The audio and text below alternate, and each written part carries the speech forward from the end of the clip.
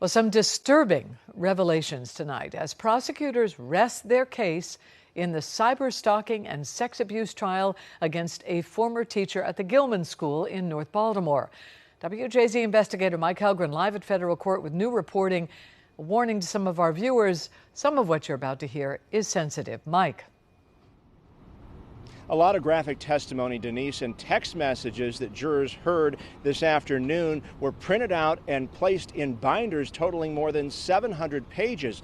At one point, they heard Bendan warn his former student that if he didn't send him nude pictures and videos, it would only get worse for him.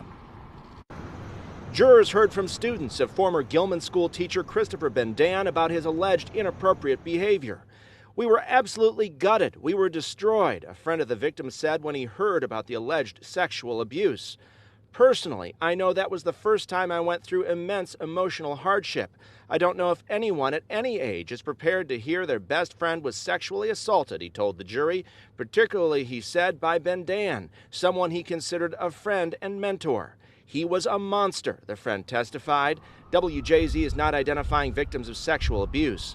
During the prosecution's case to prove child pornography charges, jurors have seen sensitive videos of the victim they claim Bendan forced him to make, then blackmailed him and sent the victim threatening texts. They spent hours reading those texts into the record, where Bendan appears obsessive and at one point tells the victim, "I will unleash hell," if he does not immediately respond to demands for nude pictures and videos. It's really head-scratching to think what this Gilman teacher did in a position of trust. Former students testified the defendant was often the only adult at their social gatherings and asked them to run naked. The victim's college girlfriend testified Bendan would often text him, and during a trip to London, she gained access to his iPad where she found explicit messages. She texted him, "I know everything," and demanded he cut off communication with his former teacher. She said the victim was very nervous, very scared, like I had just found out something horrible I wouldn't begin to understand. She then said Bendan sent the victim hundreds of messages.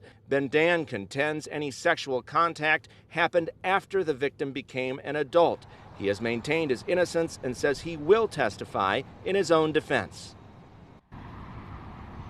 And the defense said their client already admitted to cyber stalking and told the judge there's no need to read all of those text messages.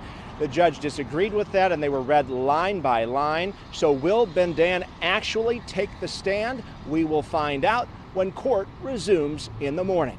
We're live in your corner at federal court. Mike Helgren, WJZ. All right, thank you very much, Mike.